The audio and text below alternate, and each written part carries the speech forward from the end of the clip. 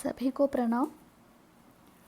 मैं बोज्जा रमादेवी श्यामయ్య, हिंदी प्राध्यापिका, हिंदी विभाग, शासकीय महिला कलाशाला करीमनगर, शातवाहना विश्वविद्यालय के अंतर्गत आज हमारा पीपीटी प्रदर्शन द्वितीय भाषा हिंदी प्रथम वर्ष प्रथम सेमेस्टर गद्य दर्पण का पाठ का शीर्षक है चरित्र संगठन। चरित्र संगठन एक निबंधात्मक पाठ है। इस निबंधात्मक पाठ के लेखक हैं डॉक्टर बाबू गुलाब रॉय जी। बाबू गुलाब रॉय जी का जन्म सन 1888 में उत्तर प्रदेश के इटावा नगर में हुआ। उनकी आरंभिक शिक्षा उत्तर प्रदेश के ही मैनापुरी प्रदेश में हुई। साहित्य संदेश नामक मासिक पत्रिका का बहुत दिनों तक संपादन किया है इन्होंने आगरा विश्वविद्यालय से डी लिट की जो उपाधि प्राप्त की। इनका निधन 1963 में हुई। डॉक्टर बाबू गुलाब रॉय जी एक आदर्श अध्यापक है और संपादक भी है। संपादक का मतलब होता है न्यूज़पेपर का एडिटर, और विचारक, समीक्षक एवं साहित्यकार भी थे। विचारक मतलब अपने जो आपसे जो पढ़े गए साहित्यों को लेकर विचार विमर्श करना, उस विषय वस्तु को लेकर उनको विचारक बोलते हैं। बहुत सारे ग्रंथों पर इन्होंने विचार विमर्श भी किए थे। हिंदी साहित्य का जो सुबोध इतिहास, इनका जो बहुत लोकप्रिय ग्रंथ माना जाता है। हिंदी काव्य विमर्श, काव्य के रूप, साहित्य और समीक्षा उनके प्रमुख समीक्षात्मक ग्रंथ हैं। भारत का सांस्कृतिक इतिहास उनकी उल्लेखनीय सांस्कृतिक रचना भी है। उनकी प्रतिभा सर्वतोमुखी थी। सर्वतोमुखी क्यों बोले हैं कि इन्होंने एक साहित्यकार ही नहीं अपितु अध्यापक का जो कार्य भी संभाले थे और पत्र पत्रिकाओं का जो संपादन कार्य भी किए थे और अपने द्वारा जो पढ़े गए पुस्तक ग्रंथों का विचार विमर्श भी, समीक्षा भी लिखे थे। इसलिए इनको बहुमुखी प्रतिभाशाली, सर्वतोमुखी प्रतिभाशाली लेखक भी कहते हैं। उनकी भाषा शुद्ध साहित्यिक खड़ी बोली है। हिंदी में खड़ी बोली, अवधी, ब्रज नामक अनेक प्रांतों के अनुसार हिंदी भाषा को भी जो विभागों में विभाजित किए हैं। इसी तरह का यूपी में खड़ी बोली भाषा को लेकर इन्होंने अपने साहित्यकार में साहित्यिक जो रचनाकार माने जाते हैं डॉक्टर बाबू गुलाब रॉय जी। यह प्रस्तुत पाठ में चरित्र संगठन पर लेखक ने जो बल दिया है, लेखक के अनुसार मनुष्य अपने चरित्र के कारण ही समाज में विशेष स्थान रखते हैं। देखिए, इस संसार में किसी भी व्यक्ति को, मनुष्य को ले लो, उनके चरित्र से ही हम उनका जो पहचान करते हैं। भारत के स्वाधीनता संग्राम में जो लड़ने वाले, अपने प्राण को एक धूली दूसरित जैसा जो उड़ाने वाले, शहीद होने वाले महान शहीद, अमर शहीदों को उनके नाम से, मतलब उनके नाम में रहने वाले जो चरित्र के अनुसार, उनके कार्यों के अनुसार उनको हम इतिहास में याद रखेंगे। उसी तरह का मानव जीवन में चरित्र को बहुत महत्वपूर्ण स्थान है, कहते हैं लेखक जी ने। इसलिए चरित्र के कारण ही व्यक्ति आदरणीय बन जाता है। चरित्र रहने पर पूरा जीवित रहता है। चरित्र के बिना आदर भी जो घट जाता है। इस तरह का मनुष्य के जीवन में, इस समाज में मनुष्य को आकार को देखकर उसके जो सामाजिक स्थिति को देखकर आदर नहीं करते। बहुत सारे विषयों में मनुष्यों को, सामाजिक वर्गों को, धन दौलत को, सुंदरता को देखकर आदर नहीं करते। कुछ लोग, मूर्ख लोग उसी तरह का जो वर्ग को देखकर आदर करते हैं, मगर महान व्यक्ति जो इस संसार को, संसार में रहने वाले जीवों के प्रति समान प्रेम भाव रखने वाले महान पुरुष, साधु, संतों, सच्चे लोग आदमी का पहचान उनके चरित्र से ही जो करते हैं, उनके चरित्र को देखकर ही आदर करते हैं, मगर उनके जो सुंदरता, धन दौलत, सामाजिक स्थिति को देखकर आदर नहीं करते। आजकल उसी तरह का जो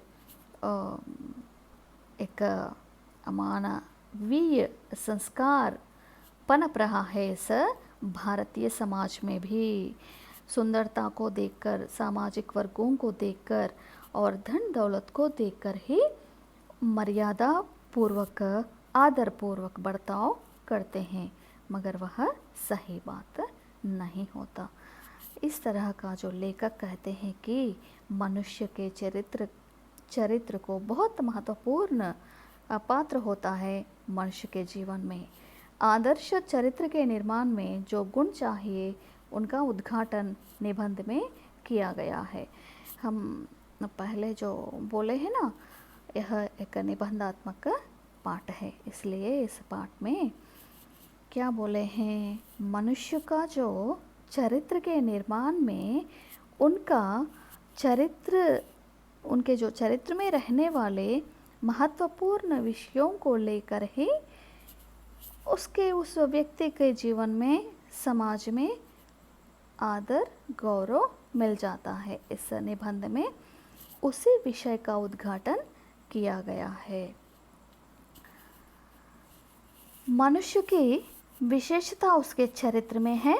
चरित्र के कारण ही एक मनुष्य दूसरे से अधिक आदरणीय समझा जाता है। मनुष्य का आदर उसके पद, धन तथा विचार के कारण होता है, परंतु ये सब एक प्रकार से बाहरी है, स्थायी नहीं।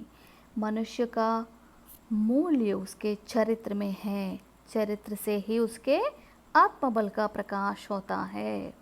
इससे पहले जब उद्घाटित किए हैं ना, क्या बोले, मनुष्य को इस समाज में अनेक प्रकार के चरित्र रखने वाले मनुष्य होते हैं। एक व्यक्ति का चरित्र दूसरे व्यक्ति के चरित्र से नहीं मिल जाता। बहुत विडंबनापूर्वक, विरोधपूर्वक, व्यतिरेक भाव में उनके स्वभाव, उनके अपने अपने चरित्र होते हैं। एक दूसरे से चरित्र नहीं मिल जाता। अपितु हम क्या माननी चाहिए कि मनुष्य अपने अपने चरित्र के अनुसार ही दूसरों के चरित्र को देखकर आदर करते हैं।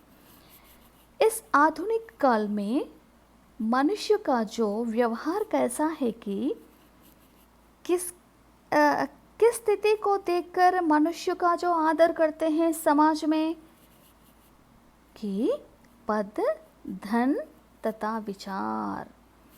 पद को देखते हैं, इस व्यक्ति ने किस होदा में है, किस स्थिति है, इसका जो सामाजिक स्थिति क्या है, समाज में इसका जो धन दौलत स्थिति कितना है, फिर इनका जो विचार कैसा होता है, ये देखकर इनको क्या बोलते हैं, बाह्य रूपी विषय को देखकर समाज में मनुष्य की जो आदर करते हैं, मगर ये शाश्वत नहीं होता। सभी लोग इसी तरह का पद, धन, विचार को देखकर मनुष्यों की जो आदर नहीं करते हैं। फिर किसको क्या देखकर मनुष्य का जो आदर करते हैं, उसका जो चरित्र को देखकर, ये चरित्र चरित्र चरित्र बोलते हैं ना, ये चरित्र क्या होता है? चरित्र क्या होता है कि वह बात करने का जो उनका जो समाज में रहन सहन, वेशभूषा, भाषा और रहने की स्थिति, सोचने की स्थिति, जो समाज में कार्य, उनके जो कार्य करने की क्षमता, समाज में रहने वाले सभी लोगों के प्रति उसका जो बर्ताव, व्यवहार किस स्थिति में है, ये सभी को देखकर उनका जो पारिवारिक स्थिति कैसा है, वो वैयक्तिक परिवार है या संयुक्त परिवार है, ऐसा पूरे विषयों को लेकर भौतिक और आंतरिक विषयों को ऐसा देखते हुए चरित्र का जो क्या बोलते हैं, चरित्र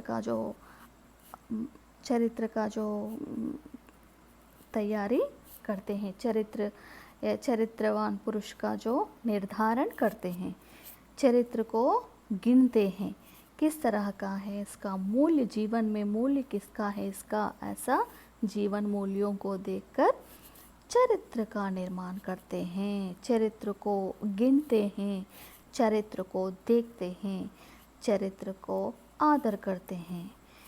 इसलिए जान चले जाए मगर चरित्र न जाए, ऐसा एक कहावत भी है।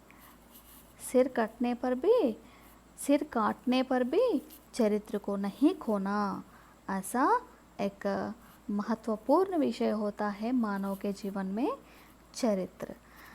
चरित्र से ही उसके आत्मबल का प्रकाश होता है। कुछ लोग समझते हैं कि धन से बल होता है और सुंदरता से, धन से, सामाजिक स्थिति से और पारिवारिक विषयों को देखकर, भौतिक विषयों को देखकर ही बल मिल जाता है, सभी लोग अपने आसपास में रहते हैं, अपना जो सहायता करते हैं, ऐसा सोचते हैं, मगर वह बहुत गलत होता है। चरित्र मतलब कैरेक्टर, सच्चा, अच्छा, सत्य रखने पर आत्मबल बढ़ जाता है। आत्मबल से बढ़कर इस संसार में कोई भी महत्वपूर्ण विषय नहीं है। आत्मबल से बढ़कर किसी को भी नहीं मानते हैं हम। आत्मबल किससे जो बढ़ जाता है एक व्यक्ति में, मतलब अपने चरित्र को देखकर, मैं सच्चा व्यक्ति हूँ, मैं सत्यवान हूँ, मैं झूठ नहीं बोलता, मैं हिंसा नहीं करूँगा, मैं हमेशा दूसरों के हित के लिए ही बर्ताव करूँगा, व्यवहार करूँगा, अपने मन में रहने वाले भावों को आदान प्रदान करने में किसी को भी क्षति नहीं पहुँचाऊँगा, सभी से शांत और सौम्य भावना से मैं व्यवहार करूँगा। इस तरह का उनके मन में एक दृढ़ संकल्प लेने पर मैं सत्य, अहिंसा और धर्म पर निर्भर होकर जीवन यापन करूँगा, ऐसा जीने वाला जो व्यक्ति होते हैं उनका जो आत्मबल 100% बढ़ जाता है उसके मन में, वह चरित्र से ही उसमें उत्पन्न होता है आत्मबल। इसलिए हम चरित्र को कायम रखनी चाहिए, चरित्र को कभी ठेस नहीं, चरित्र पर कभी भी नहीं ठेस पहुंचानी चाहिए। चरित्र ही हमारा प्राण समझना चाहिए। फिर चरित्र बोलते हैं ना, चरित्र का अर्थ क्या होता है? मतलब चरित्र का अर्थ होता है उसके जो मन में रहने वाले गुणों का समूह को चरित्र कहते हैं। गुण मतलब, गुण क्या होता है?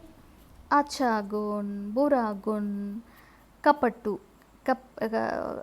कपट वेशभूषा, कपट मन और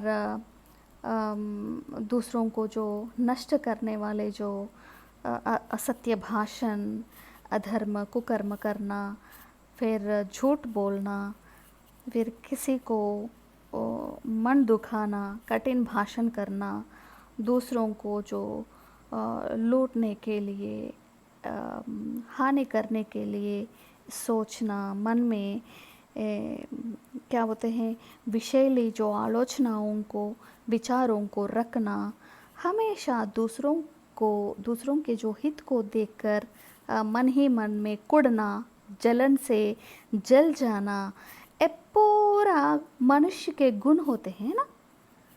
मनुष्य के गुण देखिए कितना गुण है, और बोलते जाने पर समय को नहीं पहचान सकते, हम समय नहीं दे सकते, उतना गुण होते हैं मनुष्यों में।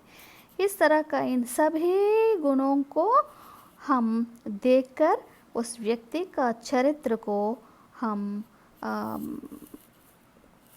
को नाम देते हैं, किस तरह का चरित्र है, ऐसा कहकर जो हमारे व्यवहार से संबंध रखते हैं। दार्शनिक बुद्धि, वैज्ञानिक कौशल, काव्य की प्रतिभा, ये सब वांछनीय है। फिर कुछ लोग समझते हैं कि दार्शनिक बुद्धि, उसमें किस तरह का जो दार्शनिक बुद्धि है, मतलब तत्व बुद्धि, ऐसा एक विषय को लेकर अच्छाई बुराई विचार विमर्श करने की जो क्षमता, किस तरह की जो क्षमता है उस व्यक्ति में, उस क्षमता को दार्शनिक बुद्धि कहते हैं। दार्शनिक बुद्धि मतलब सूक्ष्म विषय को लेकर स्थूल तक लेके जाना, उसके जो आदि से लेकर अंत तक उस पर जो प्रयोग करना, सोचना, विषयों को निकालना, पूरा विश्लेषण विचार विमर्श करना, उसको दार्शनिक बुद्धि कहते हैं। वैज्ञानिक, विज्ञान को रखना, किस तरह का जो वैज्ञानिक परिकरों का, गृहोपकरणों का जो प्रयोगों का उपयोग करते हैं, इस्तेमाल करते हैं, इस विषय को देखकर। कौशल मतलब कलाएं मतलब बोलने की कला, गाने की कला और नाचने की कला, चित्रकला, इस तरह के सभी नाट्य कला, नटन कला, ये पूरा इन विषयों को देखकर भी चरित्र को नहीं समझते, चरित्र का जो बेरीज नहीं करते। काव्य की प्रतिभा, उन्होंने अनेक प्रकार के काव्य लिखने पर भी उस व्यक्ति को चरित्रवान नहीं कहलाते। इसका अर्थ क्या होता है कि दार्शनिक बुद्धि को रखना, वैज्ञानिक परिकरों का जो उपयोग करना, आविष्कार करना, प्रयोग करना, वैज्ञानिक प्रयोग, और अनेक प्रकार के कला कौशल्य को रखना, और अनेक प्रकार के काव्यों को जो प्रकाशित करना, लिखना, ये पूरा इस प्रतिभा को देखकर हम चरित्र को नहीं मानते, चरित्र नहीं कहते, पूरा कला कौशल को हम चरित्र नहीं मानते एक आदमी में।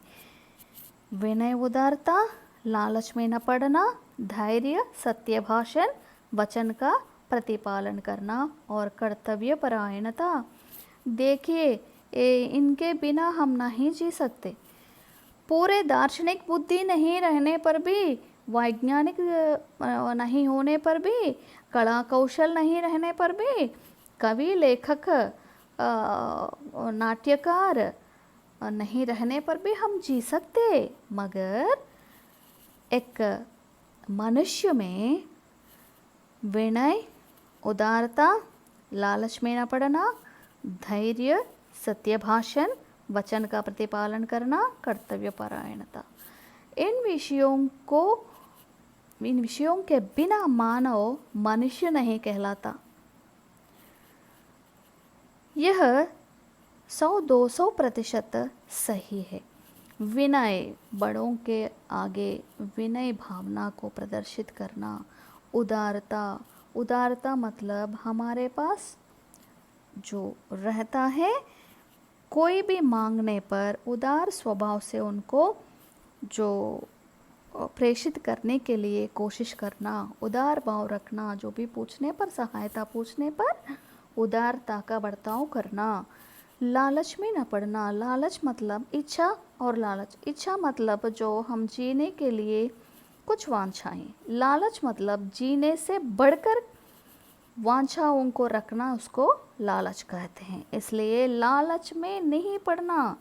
ये पूरा मेरा है, मुझे ही चाहिए पूरा, मैं हमेशा यही शाश्वत रहूँगा, ये पूरा मेरा है, इस तरह का गटीली लालचपन में नहीं पड़ना। लालचपन बहुत असह्य बात होता है मानव के जीवन में। इच्छा होना मगर लालच में नहीं पड़ना। धैर्य, किसी भी विषय में धैर्य को नहीं खोना। वह आत्मा से और शारीरिक से दुर्बल होने पर भी धैर्य उसको आगे बढ़ाता है। इसलिए कहते हैं कि धैर्य से हम जल में रहने वाले जो मगरमच्छ से भी जो विरोध से विजय प्राप्त कर सकते हैं। धैर्य हमको उतना ही जो प्रेरित करते हैं। इसलिए किसी भी समय में भी, असमय में भी, असमय मतलब हमारा जो समय अच्छा नहीं हो, उस समय में भी धैर्य को नहीं खोना। धैर्य है हमारा जो विजय का जो चिन्ह होता है। सत्य भाषण करना, जिसे भी जो कटु अवस्था में हम गुजरें, जिस कटु गलियों में हम गुजरने पर भी सत्य भाषण को नहीं छोड़नी चाहिए। चाहे सर कट जाए मगर सत्य को नहीं छोड़ना, क्योंकि सत्य भाषण करते हुए मृत्यु को प्राप्त करना अच्छा जो होता है। असत्य भाषण करना शुरू करें तो हम कितने नीचे स्तर तक गिर जाते हैं हमको ही नहीं पता। एक असत्य भाषण बोलने पर उससे बढ़कर और एक, उससे बढ़कर और एक, उससे बढ़कर और एक असत्य को बोलना ही पड़ता है। ऐसा असत्य का चक्र घुमाते घुमाते हम जितने जो जलील जो नीचे स्तर तक हम गिर जाते हैं। इसलिए असत्य भाषण करना बहुत निंदनीय विषय है। असत्य को हमेशा छोड़नी चाहिए। असत्य कह सकते मगर अवसरवादी विषयों को लेकर असत्य कभी कभी बोल सकते, मगर असत्य बोलना ही एक काम नहीं होनी चाहिए आदमी के जीवन में। वचन का प्रतिपालन, तुमको कोई भी नहीं मारता। वचन मतलब एक बात देना, एक वचन देना। वचन देने पर प्राण जाए वचन निभाना चाहिए। प्राण जाने पर भी प्रण को निभाना चाहिए। प्रण मतलब दिए गए वादा, जो बात, जो प्रमाण, उस प्रमाण को, प्रण को प्राण चले जाने पर भी निभाना, वही सच्चरित्रवान पुरुषों का लक्षण होता है। इसलिए वचन नहीं दियो मगर देने पर उस वचन को निभाओ। वचन का पालन करना, पालन करने की क्षमता होने पर ही तुम वचन को दे दो किसी को, नहीं तो चुपचाप बैठ जाओ, उतना ही। और कर्तव्य परायणता हम सीख लिए हैं ना। हर एक मनुष्य का जीवन किसी भी कर्तव्य पालन के लिए ही इस संसार में पैदा होता है। उस कर्तव्य को संपूर्ण करने के बाद ही उस प्राणी इस संसार से निष्क्रमण होता है। इसलिए हर एक व्यक्ति क्यों पैदा हुए हैं हम, हमारा जो जीवन का जो रहस्य क्या है, हमारा जीवन का जो लक्ष्य क्या है, हम क्या करनी चाहिए, जो हम किन किन अवस्थाओं से गुजर रहे हैं, पारिवारिक ले लो या सामाजिक ले लो, हमारे जो भौतिक और आंतरिक विषयों में क्या क्या चल रहा है, हम किस तरह का जो कर्तव्य को निभाना चाहिए। हर एक आयु में अपने अपने कर्तव्य होते हैं। विद्यार्थी दशा में, शैशव दशा में, विद्यार्थी दशा में, यौवन दशा में और गृहस्थी दशा में और वृद्धाप्य दशा में और वानप्रस्थ दशा में अपने अपने जो अवस्थाओं में कुछ कुछ कर्तव्यों को निभाना ही पड़ेगा। अपने अपने अवस्था के अनुसार, अपने अपने जो क्षमता के अनुसार कर्तव्य को निभाते जाओ। प्रतिफल को नहीं सोचो, प्रतिफल नहीं सोचो। प्रतिफल क्या होता है इस काम करने पर, इस कर्तव्य को निभाने पर फल क्या मिलेगा, ऐसा नहीं सोचनी चाहिए। काम को, कार्य को, कर्तव्य को निभाते जाओ। इस तरह का इन सभी गुणों को क्या बोलते हैं? इन सभी गुणों को, किन सभी गुणों को? विनय भावना, उदार रखना, लालच में न पड़ना, धैर्य, सत्य भाषण, वचन का प्रतिपालन करना और कर्तव्य परायणता, ये सब गुण चरित्र में आते हैं। मगर दार्शनिक बुद्धि, वैज्ञानिक कौशल, काव्य की प्रतिभा नहीं आता। यह वांछनीय नहीं है। और जाए बाढ़ में दार्शनिक बुद्धि, वैज्ञानिक कौशल, काव्य, ये पूरा रहने पर भी वो मूर्ख होने पर, असत्यवादी होने पर, विनय विधेयता नहीं रहने पर, उदार बुद्धि नहीं रहने पर, हमेशा लालच में पड़कर दूसरों की जो विनाश हेतु कार्य करने पर और कायर होने पर, असत्य भाषण करने पर वचनों को देते हैं मगर टालते जाते हैं। मैं तब बोल दिया, अब नहीं कर सकता, ऐसा बोलने वालों को और कर्तव्य को भूल जाने वालों को हम चरित्रवान नहीं कहते। इसलिए हर एक जीवन में इन सभी विषयों को जो कोई रखते हैं उनको चरित्र पुरुष, चरित्रवान पुरुष कहते हैं। ये सब गुण प्रायः स्वाभाविक होते हैं। मैं बोली ना, स्वाभाविक मनुष्यों का गुण, जो सात्विक मनुष्यों का गुण, ये सामान्यतया एक गुण होते हैं हर एक मनुष्य में। मतलब मूर्ख होने पर, राक्षस स्वभाव होने पर एक गुण नहीं होते। जो सत्व गुण रखने वाले में ये पूरे गुण निर्भर होते हैं, ये पूरे गुण पूर्ण होते हैं उसके मन में। इस तरह का अभ्यास से बढ़ाए जाते हैं। बनते समय मनुष्य जैसा बन जाए वैसा ही जीवन पर्यंत रहता है। कुछ व्यक्ति पैदाइशी सच्शील होते हैं, कुछ व्यक्ति अच्छे विषयों को देखते हुए, सीखते हुए, अभ्यास करते हुए सच्शील, सत्यवान, चरित्रवान बन जाते हैं। इस तरह का धीरे धीरे अभ्यास करते हुए जो पाने वाले चरित्र को जीवन पर्यंत रहता है, उसके साथ ही वह जीवन पर्यंत वह सत्यवान, सच्शील जो कहलाता है मनुष्य। फिर विनय विद्या का भूषण है। बिना विनय के विद्या शोभा नहीं देती। भगवत गीता के ब्राह्मण का विशेषण विद्या विनय संपन्न कहा गया। विनय के साथ निरभिमान, मनुष्य जाति का आदर, सहनशीलता इत्यादि अनेक सद्गुण लगे हुए हैं। उदारता का अभिप्राय केवल निसंकोच भाव से किसी को दंड ढालना ही नहीं, वरना दूसरों के प्रति उदार भाव रखना भी है। धन की उदारता के साथ उपकृति के प्रति किसी प्रकार एहसान नहीं जतना जो चाहिए। ये पूरा हम बोले ना, विनय, उदारता, लालच में न पड़ना, फिर वचन को निभाना, कर्तव्य परायणता, बोले ना पूरा जो सत्व गुण होते हैं ना, उन सत्व गुणों से ही मनुष्य सत्यवान बन जाता है। फिर और एक उन विषयों के पीछे थोड़ा सा और एक छाया मात्र विभेद भी है।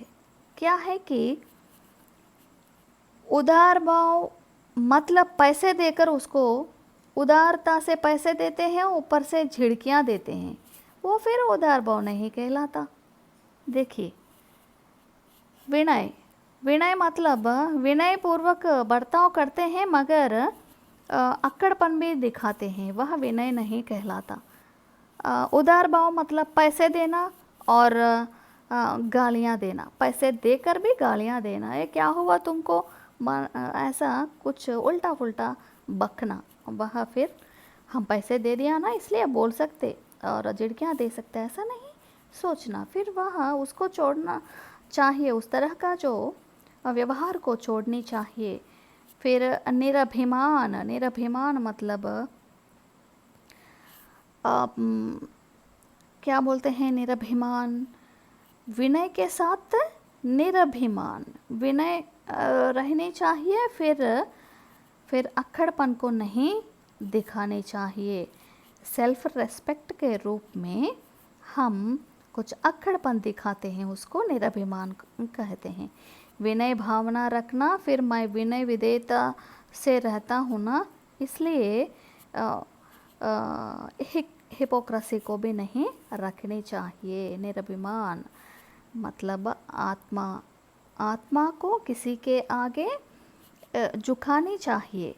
फिर अक्खड़पन से जीभ नहीं लड़ना चाहिए। इस मनुष्य जाति का आदर, सहनशीलता इत्यादि अनेक सद्गुण लगे हुए हैं। इस तरह का जो लेखक कहते हैं कि धन है इसलिए मैं धन उदार रूप से देता हूँ, फिर मैं एहसान किया ना इसलिए मैं कुछ भी उनके प्रति बक जाता हूँ, जो बुरा व्यवहार करता हूँ, ऐसा नहीं करनी चाहिए। कठिनाइयों के प्रति चित्त को स्थिर रखना धैर्य कहलाता है। फिर इधर विस्तार रूप में दिए हैं, धैर्य का अर्थ क्या होता है, लालच का अर्थ क्या होता है, फिर अभिमान का अर्थ क्या होता है, निरभिमान का अर्थ क्या होता है। ये पूरा सत्वगुण संपन्न व्यक्ति सत्य भाषण ही करना, कर्तव्य परायणता से रहना, वचन देने पर उनका जो निभाना, सहनशीलता, सहन बड़ों के प्रति जो आदर भाव करनी चाहिए और अपनों से छोटों के प्रति सहनशीलता, वो जाने अनजाने में किसी तरह का जो व्यवहार करने पर उनके प्रति क्षमा भाव को रखनी ही चाहिए। ये पूरे विषय को हम लेकर इन सभी सत्वगुण संपन्न व्यक्ति को हम क्या बोलते हैं, चरित्रवान बोलते हैं। इस तरह का और एक मुख्य विषय क्या है कि मनुष्य एक जंगल में नहीं रहता, मनुष्य एक सामाजिक जीवी बोलते हैं ना, समाज में रहने वाले एक जीवी, समाज में अकेला नहीं रह सकता। जंगल में रहने वाले जानवर भी आपस में मिलजुल कर रहते हैं और कठिनाइयों को झेलते हैं। इसी तरह का फिर उसका जो अकेले काम चलना अत्यंत कठिन है। सहकारिता ही मनुष्य की एकता एवं समाज की स्थिति का मूल है। सामाजिक जीवी मतलब समाज में रहने वाले अनेक वर्गों में व्यक्ति एक दूसरे का पूरक होते हैं। एक व्यक्ति से मुझे क्या काम है, इससे मुझे कोई लाभ नहीं है, इससे परे रहने पर भी मुझे कोई भी नहीं बिगड़ता मैं नहीं बिगड़ जाता हूँ, ऐसा नहीं सोचनी चाहिए। हमेशा हर एक व्यक्ति से हमको जो सहायता लेनी पड़ती है कभी कभी, इसलिए समाज में रहने वाले सभी लोग मिलजुल कर आपस में बिना लड़ते हुए रहने चाहिए। सामाजिक जीवन का अर्थ वही होता है। मनुष्य समाज में अकेले नहीं रह सकते। इसी तरह का चरित्रवान पुरुष को अपनी आत्मा में इतना बल रखना चाहिए कि वह सत्य को निर्भरता के साथ कह सके।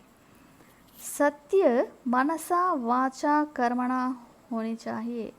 बोले ना, हम कभी कभी असत्य भी बोल सकते, मगर असत्य बोलने का अवसर आने पर असत्य भी बोल सकते, मगर सत्य बोलते समय मन में कपट विषय को मन में विषैली आलोचनाओं को विषैली विचारों को रखकर बाहरी रूप से सत्य भाषण करना वह आदरणीय नहीं कहलाता। सत्य भाषण करते हैं बोले तो मनसा वाचा कर्मणा होनी चाहिए। मन स्थिति से और बात जो वाणी के रूप में और कार्य के रूप में भी सत्य वचन को निभानी चाहिए। सत्य के अतिरिक्त कर्तव्य भी आवश्यक है। फिर सत्य ही नहीं, कर्तव्य मनुष्य को जिंदा होने के लिए, जीवित होने के लिए और मनुष्य जन्म को प्राप्त करने के लिए हर एक मनुष्य का एक कर्तव्य होता है। जो ऐसा सीखे ना, हम उसी तरह का अपने कर्तव्यों को निभानी चाहिए। इस तरह का जो चरित्र को हर एक व्यक्ति अपने जीवन में शाश्वत रूप से जो कायम रखनी चाहिए, जो वचन को निभानी चाहिए और जो करने की है उनको 100 हानि उठाकर भी करना चाहिए। जो एक काम वचन देने पर कितना भी जो हानि नष्ट पहुंचने पर भी उस वचन को निभानी ही चाहिए। वास्तव में जो कुछ हमें करना चाहिए वही कर्तव्य है। कर्तव्य कर्तव्य कर्तव्य का अर्थ क्या होता है? कर्तव्य का अर्थ कुछ भी नहीं है। मनुष्य विविध दशाओं में, अनेक वर्गों में, अनेक आयु में जो जिंदगी को बिताते हैं ना, वो सही समय पर एक समय सारणी को लेकर जीवन को एक क्रमशः बिताना ही कर्तव्य कहते हैं। कर्तव्य को निभाना हर एक व्यक्ति का कर्तव्य होता है। इन सभी सिद्धांतों को पालन से चरित्र संगठन की उन्नति होते हैं। 8 विषय वस्तु है ना, हमारे जो सत्व गुण होते हैं ना, उन 8 विषय वस्तु को लेकर ही मनुष्य का जो चरित्र का उन गुणों को संगठन ही चरित्र कहते हैं। सत्व गुणों का संगठन ही मानव का चित्रण बनता है उन गुणों से। जो कुछ समाज के लिए हमें करना है उनसे कदापि न हटना चाहिए। हम सीख लिए हैं ना, हर एक व्यक्ति के जीवन के पीछे एक कर्तव्य होता है, एक काम होता है। उस काम को उस कार्य को अंत होते ही मनुष्य निष्क्रमित होता है इस संसार में बोल के, उसी तरह का उनके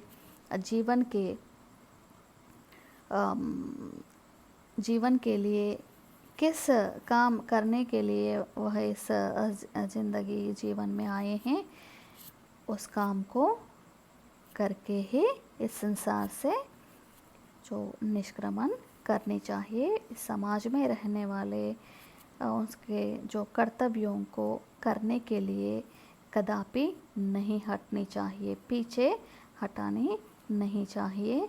दृढ़ अटल विश्वास से अपने कर्तव्यों को निभाना चाहिए।